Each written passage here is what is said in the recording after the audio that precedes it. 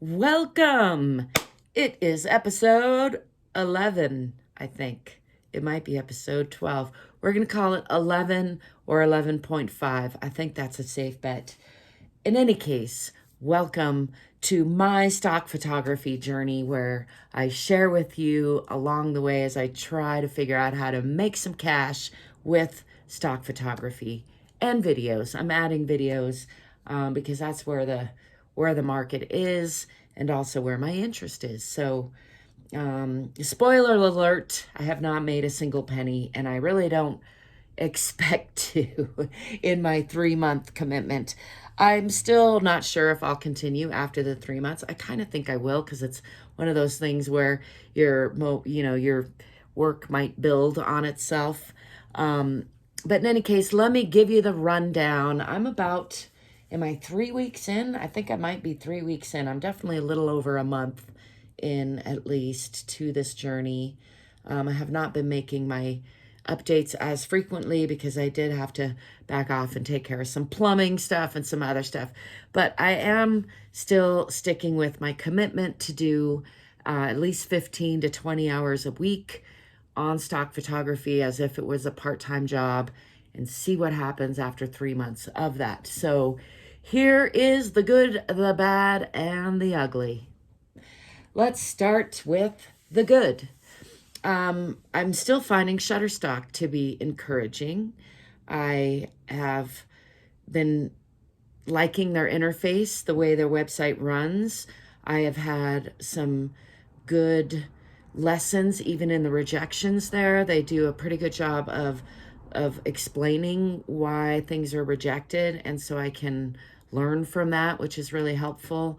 And I forgot to check my exact numbers, but I think I have about 130, which is what I hope to have per week, but it's been 4 or 5 weeks already, so that's not great, but it is what it is. That's what I have approved and all finished up and in my actual sale portfolio. Zero response to any of it, and I don't know that any of it is particularly good in the whole schema of what is out there, which is just more and more and more every day. But let me stick to the good first and go on to Pond 5, which I still only have 4 video clips on, but I just got a new camera. That's on the good side too, and I have not yet had a chance to upload and play with much of the new stuff or play with it much or upload new videos to Pond 5, but I'm really looking forward to doing that in the near future. And as I've been researching and listening to other YouTubers, I've heard a fair amount of recent positive feedback about Pond 5, and I'm realizing that they do photos and video clips, and I think they're just out there promoting themselves in the most modern way possible, which is, of course, part of the equation, right? Who's selling things for enough that they can pay then their creators. And the other big part of what I'm finding positive about Pond 5, even though I haven't done more than the 4 video clips or even fleshed out my portfolio yet, is that they've been sending me really helpful and encouraging emails. Not too many, but once or twice a week, I think. And I can see that they are promoting the sale of things. They look like they have a nice affiliate program for that, which I'll probably put a link to down there in case you're interested in buying some video clips or photos or stock photography. If you're a content maker like so many of us are, then that can be appealing. And yeah, they're already giving me that sense that they value their content creators, and that's a good feeling in the whole marketplace world of feeling kind of a lack of value, or not just kind of it's a thing. That was some of the good. Let me touch back on my good thing is my camera. I didn't bring it over here for some reason. Should I go grab it? I'll have to make a new video about it. It is, nothing super fancy or expensive. In fact, I bought it used open box off of eBay at a pretty hefty discount, but it's SL3. It's a Canon that matches I've been working with a T6, you know, and I don't mean to sound all ghetto, but that just is what it is, right? So I'm grateful to have it. It's white. It kind of makes me feel special because there's not that many of them out there. And I think that's why I got it at a discount, but it suits me well. And I've been really enjoying getting to know it. It does 4K video, so I'm really I'm looking forward to playing with some of that and uploading some of that and seeing how that helps improve my chances of actually making some money. Yeah, more on that later. That's in the good department. Let's talk about the bad. The bad. I still haven't heard back from Adobe, and it's been weeks. There's still a note on there saying could take up to 4 weeks. And I mentioned in another video, I got a email from them saying that they had extended that time to 8 weeks a while back, a couple weeks ago. And to be honest, I haven't been checking them that often because it feels kind of hopeless. But I think they used to be a viable platform for people to make money. If I understand correctly, they're still affiliated with iStock. I think that they're taking in a plethora of AI images, and I too was interested in playing with some of that, but I suspect that's probably why they're just overwhelmed. They should hire more people to help, I think. Some of us might be interested. But anyway, that's an aside, and that's kind of in the negative bad category. And sort of similar is alchemy, just still no response after I feel like I shot myself in the foot a few times in a row by not being patient enough. But honestly, their platform is really slow and really, compared to Shutterstock, it just seems really ridiculous, really. But if I understand correctly, they had a good thing going for the people that are in that platform, and I think they pay okay to some. I think things are just changing really rapidly, and maybe everyone is having a hard time keeping up with stuff. So I'm pretty much putting those down for now because it's already a little more than a month into my 3-month experiment here, and so I want to increase the odds that I can sell something, and so I feel like my best odds are on Shutterstock and Pond 5, so that's where I'm going to mostly be focusing. I do still have a fair amount on Dreams Time, and they're relatively easy to use, although not as easy as Shutterstock.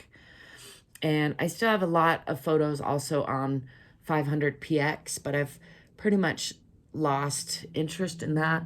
Ooh, I almost have a sneeze. Excuse me.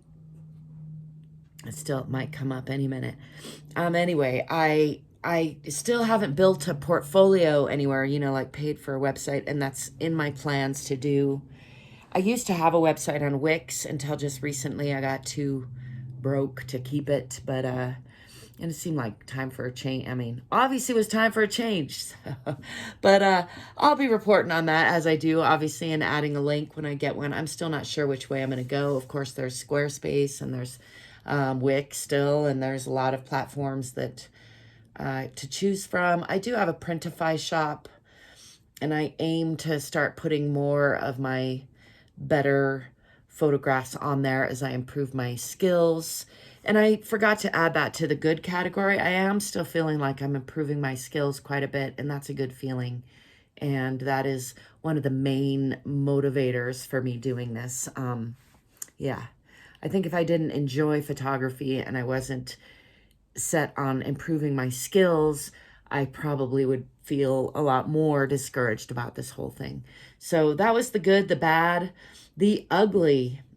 Oh, I've already spent more on that camera and the new PC and the software than I'm likely to make, you know, ever. I can see how there's like, yeah, as I get better, I'm going to want a better camera. And they say a camera is just a hole in your eye where your money goes. I made that up. They don't say that. I never heard anybody else saying it, but I'm saying it. The saying that I have heard is something like, what is it? A boat is just a hole in the water where your money goes. And then I've extended that to an airplane's just a hole in the sky where your money goes. And, yep, a camera is just a hole in your eye where your money goes. Let me know if you can relate to that in the comments.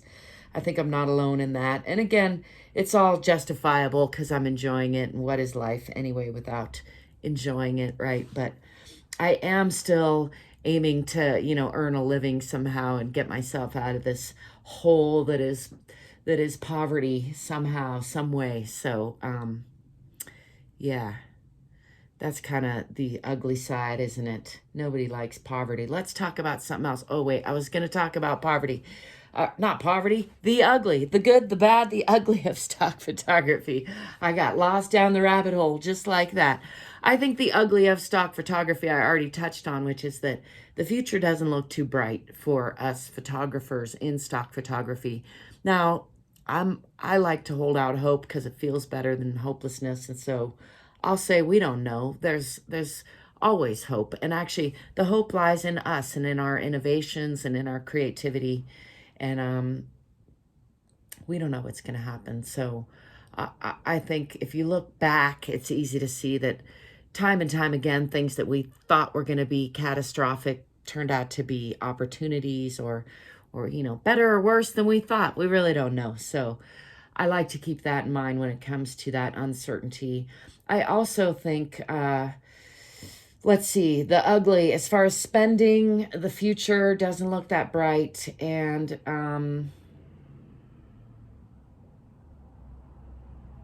yeah, I think that covers it.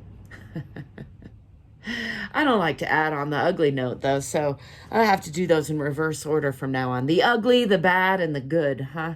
Let's circle back to the good and bookend that ugly part like I was starting to do, which is to say we don't know what the future holds. And part of it holds whatever we choose for it to hold, whatever we create by way of our innovations, by way of the way that we adapt to things, the way that we respond to what's going on. So I encourage you and me and all of us to pause when we're tempted to be cynical and think the worst, and instead look for those opportunities. Look for how can we turn this around into something good. And I certainly don't have all the answers, but I'm working on it, and I trust that you're working on it too. So I thank you for stopping by. I thank you for being you. Hey, if you have any tips or tricks or, good time savers for other people starting off on a stock photography journey or trying to make some cash somehow, drop those in the comments. Nobody would mind that. I'm certain of that. So we're all in this together. And I do love the mindset of some of my fellow photographers that I've been tuning into out there on YouTube, pardon me, who point out that there is, even though it seems competitive in some of this arena, there is just infinite space for all of our creative energy. And actually, we grow each other. The more of us are here creating and giving our ideas to creating concepts, sharing our ideas about concepts, sharing our techniques and tips about how to create better photography, better photographs. Yeah. How to up-level our photography and videography skills. Then the better we all get and the more exciting it all gets. And I really do believe that, and I hope you believe that too. So I'm glad you're there. I welcome you. I'm glad you stopped by. I hope that you'll leave me a comment and let me know if I've said anything that you think is useful, or if you've thought of anything that you would like to share with others that you think might be useful during this video. And I'll keep up-leveling, and I trust that you will too. Stay curious, stay courageous, and stay free. Ciao for now.